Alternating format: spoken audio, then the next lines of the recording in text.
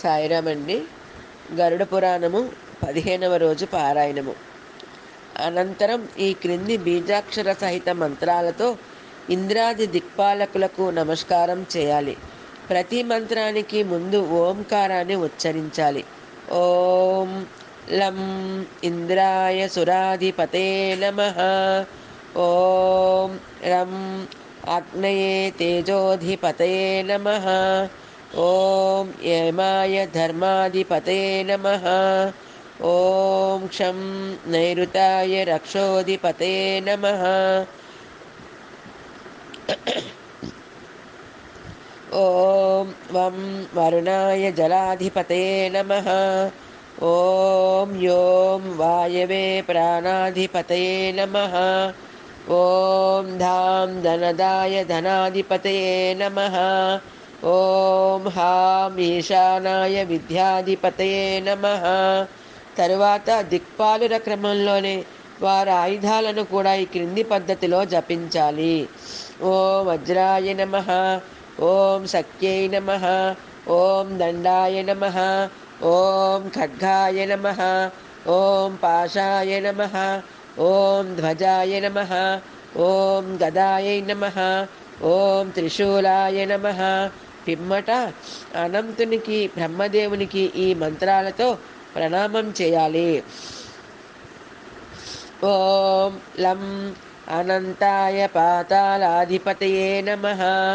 ఓం ఖం బ్రహ్మణే సర్వలోకాధిపతయే నమః.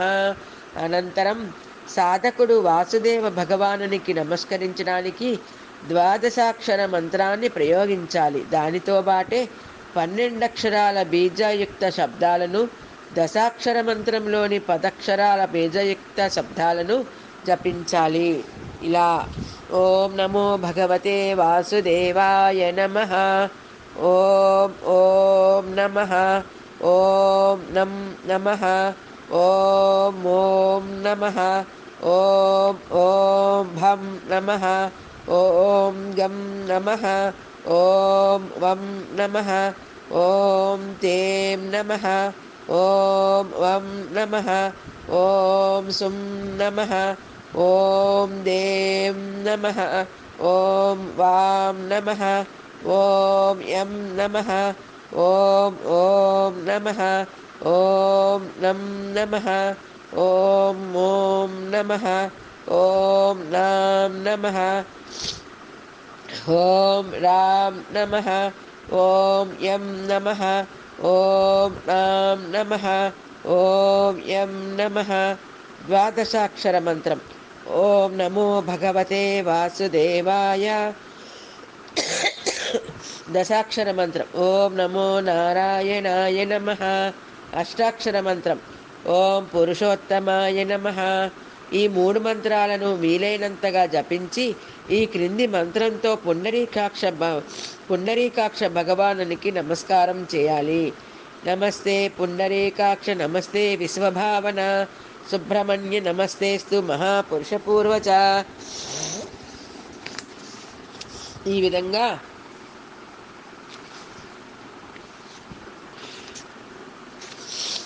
విష్ణుదేవుని స్తుతించి అప్పుడు హవనం చేయాలి. తరువాత మహాపురుష విద్యానామక మంత్రాన్ని పద్ధతి ప్రకారం 108 మార్లు జపించాలి.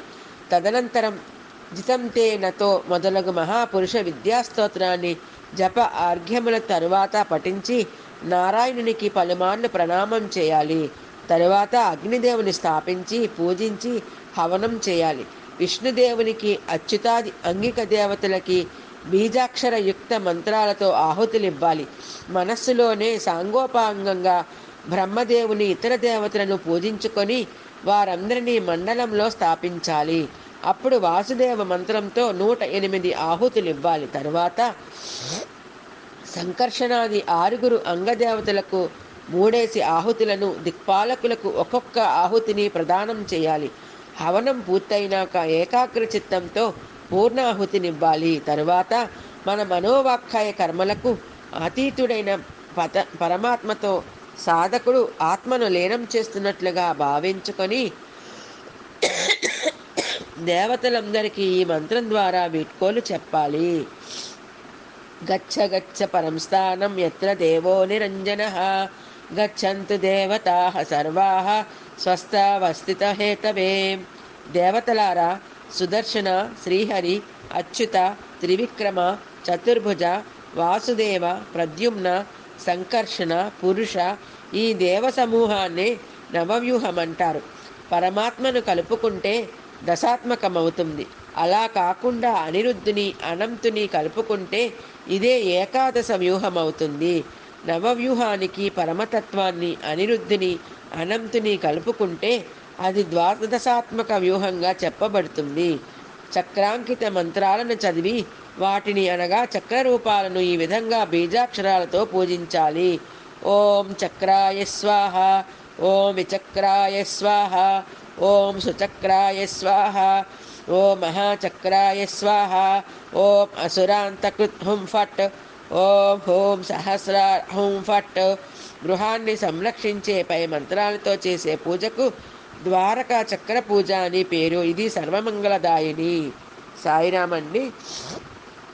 15వ రోజు పారాయణం సంపూర్ణం.